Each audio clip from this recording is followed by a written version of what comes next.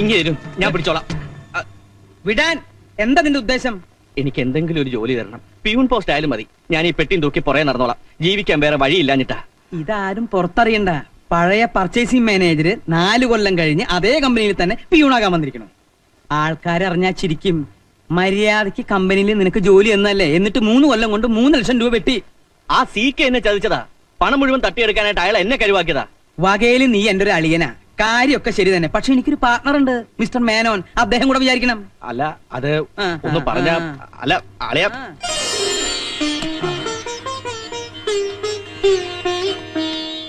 Good morning sir. എന്നെ ഒന്ന് സഹായിക്കണം. എന്തു പറ്റി? രക്ഷകൻ ചത്തോ? അയ്യോ, ഞാനും സീക്കയുമായിട്ട് അന്നേ വഴി പിരിഞ്ഞു. രമേശ, എന്തോ? നിന്നെ പോലെ മിടുക്കനായ ഒരു ചെറുപ്പക്കാരനെ ഇപ്പൊ ഈ കമ്പനിക്ക് ആവശ്യമില്ല.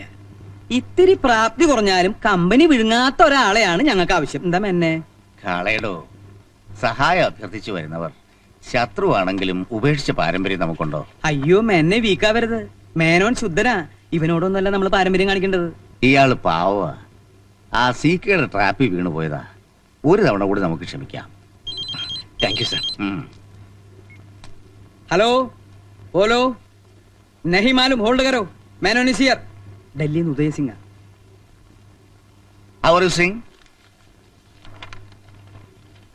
We are definitely interested. I'll call you. ആ ബ്ലൂ മൂൺ എക്സ്പോർട്ടേഴ്സിന് നമ്മളുമായി ഒരു എഗ്രിമെന്റ് ഉണ്ടാക്കാൻ താല്പര്യമുണ്ടെന്ന്. എന്താ അതിന്റെ അഭിപ്രായം? ഓ, അതൊക്കെ മേനോൻ തന്നെ തീരുമാനിച്ചാൽ മതി. ഹേയ്, അതല്ല അതിന്റെ ശരി. എന്ത് കാര്യവും നമ്മൾ രണ്ടുപേരും കൂടി അറിഞ്ഞേ ഇതുവരെ തീരുമാനിച്ചിട്ടുള്ളൂ. ഇനി അങ്ങനെ തന്നെ മതി. ആ, തനിക്കൊന്ന് ഡൽഹിക്ക് പോവാമോ ഈ 22-ാം തീയതി? അയ്യോ, ഈ 22-ന് സീതയ്ക്ക് ഗുരുവായൂർ ഒരു നേർച്ചയുണ്ട്. പോകാമെന്ന് ഞാൻ വാക്കും കൊടുത്തു. ഇനി പോയില്ലെങ്കിൽ അത് മതി കുടുംബ പ്രശ്നത്തിന്. താൻ ബേജാറാവണ്ട, ഡൽഹിക്ക് ഞാൻ പൊക്കോളാം. ആ, പിന്നെ താൻ ആ വക്കീലിനെ ഒന്ന് കണ്ട് ഇപ്പൊ തന്നെ എഗ്രിമെന്റ് ഒരു ലീഗൽ ഡ്രാഫ്റ്റ് ഉണ്ടാക്കണം. ഓ, യുവർ ഓണർ, ചുട്ടുപൊള്ളുന്ന ഒരു ദോശക്കല്ലിൽ തട്ടിത്തൂവിയ വെള്ളം പോലെ മനസ്സിൽ ചകാചക എന്ന് പതഞ്ഞു പൊന്നുന്ന പകയുടെ പാഷാണ ധൂമത്തിൽ നിരപരാധിയും നിർദോഷിയും നിസ്സഹായനുമായ ഒരു സാധു മനുഷ്യനെ നിയമവ്യവസ്ഥയ്ക്ക് ബലി കൊടുക്കുവാനും തദ്വാര ജീവിതത്തിന്റെ അനന്തമായ ആകാശച്ചെരിവിൽ വച്ചടി വിജയത്തിന്റെ റോക്കറ്റ് മാത്രം വിക്ഷേപിച്ച് പരിചയമുള്ള പാവം ഒരു അന്തർമുഖനായ അയൽവാസിയെ തച്ചു തകർക്കാൻ നടത്തിയ അതിക്രൂരമായ ഒരു ഗൂഢാലോചനയുടെ സുഖരപ്രസവമാണ് ഈ കേസ്. പിറക്കാനിരിക്കുന്ന ഒരു പിഞ്ചു കുഞ്ഞിന്റെയോ അതല്ലെങ്കിൽ മരിക്കാൻ കിടക്കുന്ന ഒരു പടുവൃതന്റെയോ പരിശുദ്ധി മാത്രം കൈമുതലായുള്ള എന്റെ കക്ഷി വെട്ടുവഴി കുട്ടമ്പള്ള പട്ടാപകൽ പട്ടയടിച്ച് വെട്ടുകത്തിയുമായി വീട്ടിൽ കയറി വീട്ടുടമസ്ഥനെ ചെകിട്ടിലണ്ട് പൊട്ടിച്ചു എന്ന് പറഞ്ഞാൽ അത് തീർത്തും കെട്ടിച്ചമച്ച പൊട്ടിപ്പൊളിഞ്ഞു പോകാവുന്ന ഒരു ആരോപണം മാത്രമാണെന്ന് എനിക്ക് തെളിയിക്കാൻ കഴിയും. അതുകൊണ്ട് സത്യം ബോധ്യപ്പെടുത്തുവാനായി ഈ കേസിലെ വാദിയെ വിസ്തരിക്കുവാൻ ബഹുമാനപ്പെട്ട കോടതി എന്നെ അനുവദിച്ചാലും. എന്താ പേര്? കൊച്ചുകൃഷ്ണൻ, കുളത്തൂർ കൊച്ചുകൃഷ്ണൻ. ഗുഡ്. അച്ഛൻ മരിച്ചുപോയി. Very good. ആ, ബൈ ദ ബൈ, മിസ്റ്റർ കൊച്ചുകൃഷ്ണന്റെ സ്വഭാവം എങ്ങനെയാ? ഞാനൊരു മാന്യനാ. മാന്യനാകും മുമ്പ് എങ്ങനെയായിരുന്നു സ്വഭാവം? ചാരായ ഷാപ്പ് നടത്തുകയായിരുന്നു. സർക്കാർ പൂട്ടിച്ച് മാന്യനാക്കിയതാ. ഗുഡ്. ഷാപ്പ് പൂട്ടിയ ദിവസം കേസിന് ആസ്പദമായ സംഭവം എന്തെങ്കിലും ഓർക്കുന്നുണ്ടോ? ഉണ്ടെങ്കിൽ അത് ക്രമം തന്നെ ഒന്ന് പറയൂ. ഷാപ്പ് പൂട്ടിയ ദിവസം ഏപ്രിൽ 1 ആയിരുന്നു. ഷാപ്പ് പൂട്ടാൻ ഇതിലും നല്ല ദിവസം വേറെ ഉണ്ടോ? Yes, proceed. അന്ന് വൈകുന്നേരം ഞാനും ഭാര്യയും കൂടെ ഷാപ്പ് പൂട്ടിയ കാര്യം അയവറയ്ക്ക് വീട്ടിന്റെ വരാന്തയിൽ ഇരിക്കുകയായിരുന്നു. അപ്പോഴാണ് വെട്ടുവഴി നാറുന്ന പട്ടയടിച്ച് വെട്ടുകത്തിയുമായി വീട്ടിൽ കയറി വന്നത്. വെട്ടുവഴി പട്ടയടിച്ചാലുടൻ വെട്ടുകത്തിയുമായി നിങ്ങളുടെ വീട്ടിൽ കയറി വരാൻ നിങ്ങൾ ആരാ? മദ്യനിരോധന പ്രവർത്തകനോ? പട്ടയുടെ കട്ടുമൂത്തപ്പോ വന്നതാ. എന്നിട്ട് ചോദിക്കുക, എന്തിനാടാ ഷാപ്പടച്ചതെന്ന്. അത് ഞാൻ എക്സൈസ് മന്ത്രിയോട് പറഞ്ഞോളാമെന്ന് മറുപടിയും പറഞ്ഞു. പറഞ്ഞു തീരുന്നതിന് മുമ്പ് എന്റെ കവിളിലോട്ടൊന്ന് പൊട്ടിച്ചു. എന്നിട്ടെന്താ, പലരെണ്ണം പോയി. Very good. അടിച്ചത് കൈകൊണ്ടാ? എവിടെ നിന്ന് അടിച്ചത്? നേരെ കൺമുമ്പിൽ നിന്ന്. ഏത് കൈകൊണ്ട്? വലത് കൈകൊണ്ട്. ഏത് കവിളിൽ? വലത് കവിളിൽ. അതൊന്ന് കാണിച്ചേൻ.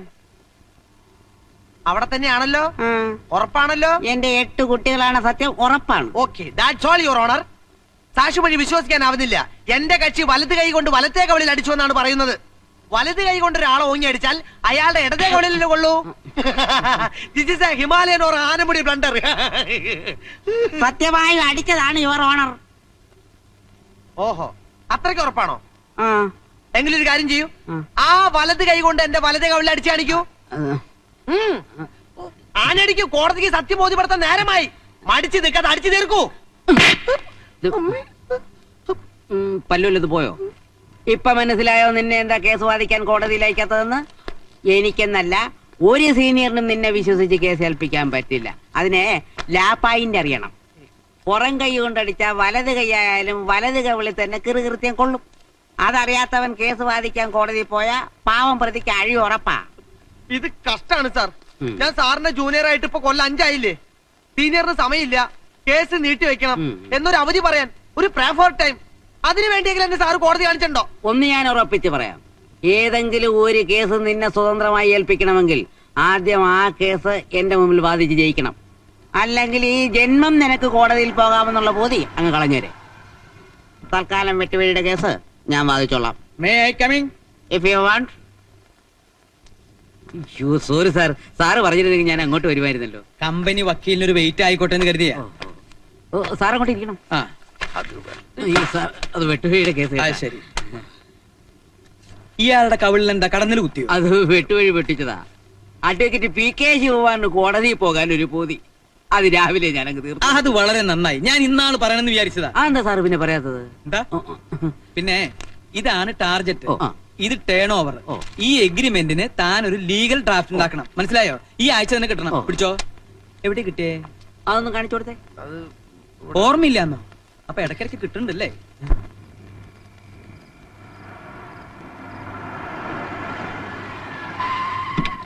ഓ, ഇതിന്റെ ഉള്ളിൽ നിന്ന് പുറത്തേക്ക് ഇറങ്ങാനാ പാട്. ഏ?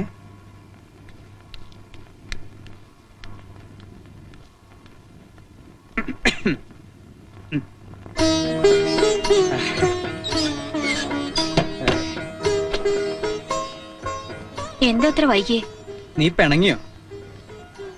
എന്റെ സീതാലക്ഷ്മി, ആ വക്കീലിനെ ഒന്ന് കാണാൻ പോയതാ. ദേ, നീ മാപ്പാക്കണം.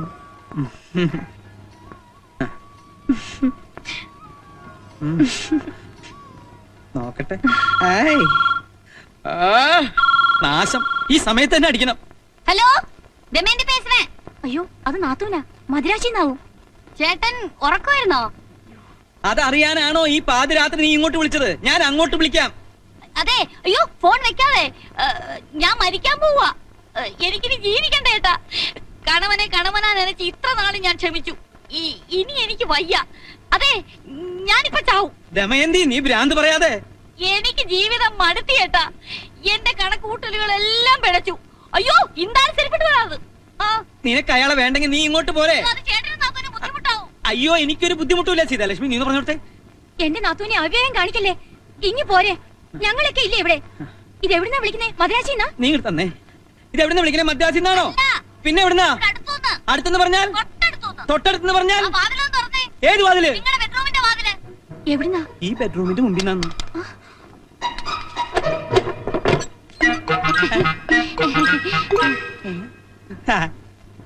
നിനക്കെന്താ തലയ്ക്ക് വല്ല അസുഖമുണ്ടോ? മനുഷ്യനെ ഒട്ടുപിടിപ്പിക്കാൻ. 1 മാസം തികയുന്നതിന് മുമ്പ് വീണ്ടും വഴക്കടിച്ചു വന്നു എന്ന് പറഞ്ഞാൽ ചേട്ടൻ ഇഷ്ടപ്പെട്ടില്ലെങ്കിലോ എന്ന് കരുതിയാ ഒന്ന് ടെസ്റ്റ് ചെയ്താ.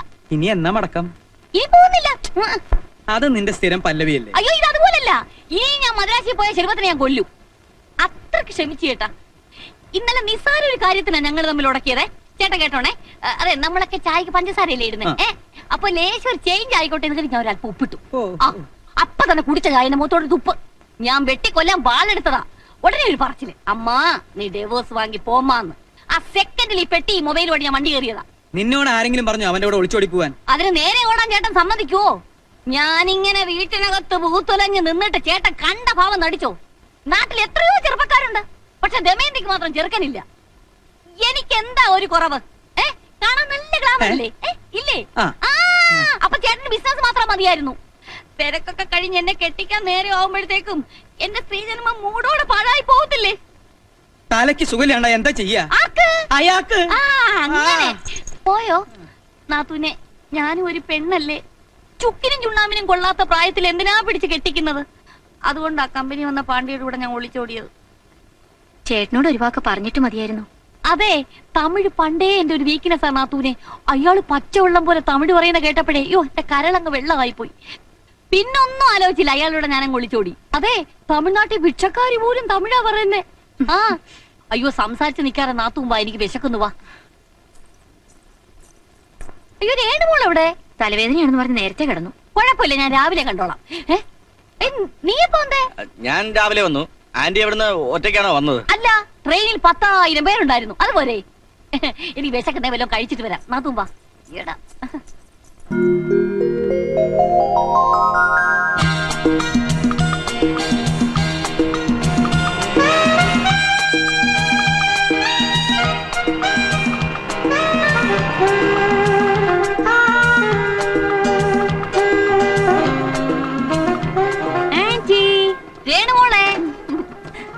ஆன்ட்டி, இனிமே நீ என்னை விட்டு எங்கேயும் போக கூடாது. இல்லையம்மா, இனிமே உன்னை விட்டு நான் எங்கேயுமே போக மாட்டேன். இது சத்தியம் சத்தியம் சத்தியம். வா கேரு. Okay right. ஆண்டவா,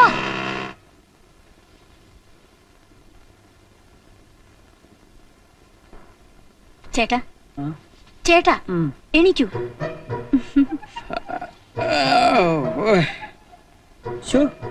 ഉറങ്ങാൻ കിടക്കുമ്പോണ്ടായില്ലോ. ഇത് എവിടെ പോയി?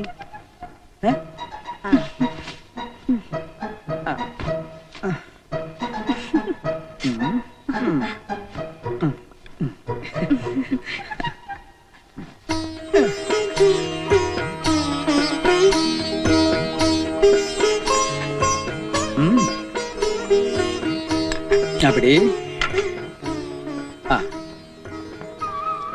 പേപ്പർ വേണ്ട, നീ വായിച്ചു കേൾപ്പിക്കുമ്പോഴാ പ്രഭാത ബേരിക്കൊരു സുഖം. പ്രഭാത പേര് 3 മണിക്കൂറാക്കല്ലേ, 8 മണിക്ക് പോകാനുള്ളതാ. അത് നിന്റെ മിടുക്ക് പോലിരിക്കും. ഫോൺ ചോർത്തൽ, CBI കേസെടുത്തു. ന്യൂഡൽഹി. അതെ, ഹെഡ്ലൈൻ മാത്രം വായിച്ചാ മതി. മന്ത്രിയെ പന്നി കടിച്ചു. ചട്ടങ്ങൾ തയ്യാറാക്കാൻ ഗവൺമെന്റിന് അധികാരം. റബ്ബർ വില ഇനിയും കൂടും. Board chairman. ഓ, നീ കേൾക്കാൻ സുഖമുള്ള എന്തെങ്കിലും വായിക്ക് സീതേ.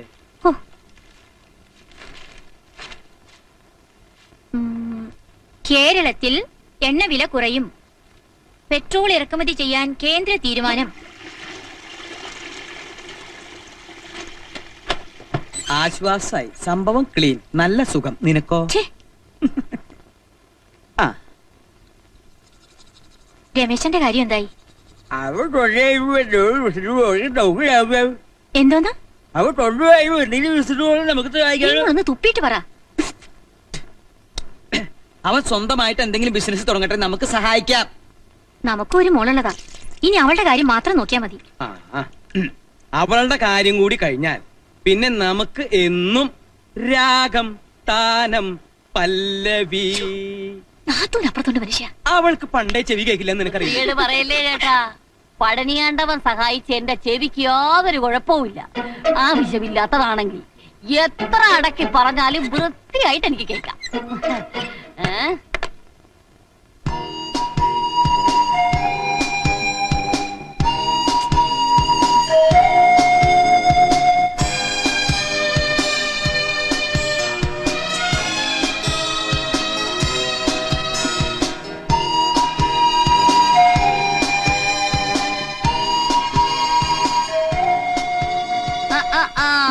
എന്താ പറ്റി രാവിലെ ഒരു കൺഫ്യൂഷൻ? ഒരു ഫസ്റ്റ് ക്ലാസ് പ്രേമലേഖനം തയ്യാറാക്കണം. പക്ഷേ തുടക്കം കിട്ടുന്നില്ല.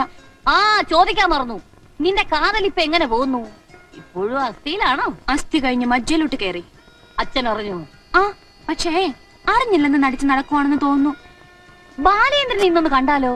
ആൾ ഒരാഴ്ചയായി സ്ഥലത്തില്ല, ബാംഗ്ലൂരിലാ. കാർ റാലിക്ക് പോയതാ. റാലി എന്ന് പറഞ്ഞ ബാലേട്ടൻ ചത്തുകളയും. അയ്യോ, അതോർത്ത് പോലും വിഷമിക്കണ്ട.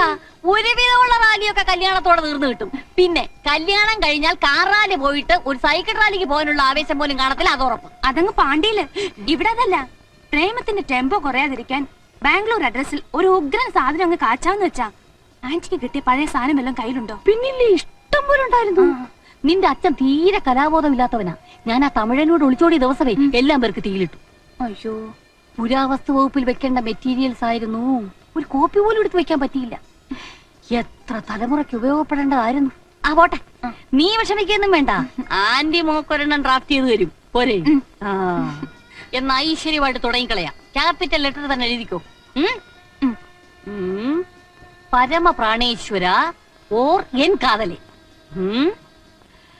പ്രേമത്തിന്റെ നടുക്കടലിൽ സ്വപ്നത്തിന്റെ ഉപ്പുചാക്കുമായി വന്ന തോണിക്കാരിയാണ് ഞാൻ. എന്റെ ഉപ്പുചാക്ക് കടൽ വീണ് അലിഞ്ഞു പോകാതെ ബാലേട്ടന്റെ ഹൃദയമാകുന്ന ഗോഡൌണിലേക്ക് ചുമന്നു മാറ്റൂ. ഛേ, ചാളം കേട്ടിട്ട് തന്നെ ഛർദിക്കാൻ വരുന്നു. അപ്പോഴേ ദമയന്തി, നീ എന്റെ മോൾക്ക് ആവശ്യമില്ലാത്തൊന്നും പറഞ്ഞു കൊടുക്കണ്ട. ആവശ്യമില്ലാത്തൊന്നും അല്ലേട്ടാ, ഞാൻ നല്ല കാര്യങ്ങൾ പഠിപ്പിച്ചു കൊടുക്കുമായിരുന്നു. അതും തിരുക്കുറല്ലേ. തിരുക്കൊടലിന്ന് നീ അങ്ങനെ പഠിപ്പിക്കണ്ട. പഠിക്കണി. ആ പോയി. എന്തൊരു സെൻസ് നിന്റെ തന്തയ്ക്ക്. ജാതകം നോക്കി നല്ല ചേർച്ചയുണ്ട്. ആ റാലിയൊക്കെ കഴിഞ്ഞ് ബാലൻ എപ്പോഴാടാ വരിക? ഒന്നും പറഞ്ഞില്ല അച്ഛാ. അവനാ മൂത്ത സന്താനം, അവന്റെ ഇളയതാ മോള്. ഇവൻ ഹരി MBBS പഠിക്കുന്നു. പയ്യന്റെ അച്ഛൻ എന്തെങ്കിലും ചോദിക്കാനും പറയാനുണ്ടെങ്കിൽ? ഏയ് അങ്ങനെയൊന്നുമില്ല. ഇവൻ ONGCയിൽ എഞ്ചിനീയർ ആകും മുമ്പായിരുന്നു മൂത്ത മോളുടെ കല്യാണം. ആ വകയിൽ ഇത്തിരി ബാധ്യത ബാക്കി കിടപ്പുണ്ട്. ഞങ്ങൾ ഇപ്പൊ താമസിക്കുന്ന വീടും പറമ്പും അവളുടെ പേരിൽ എഴുതി വെച്ചിരിക്കും.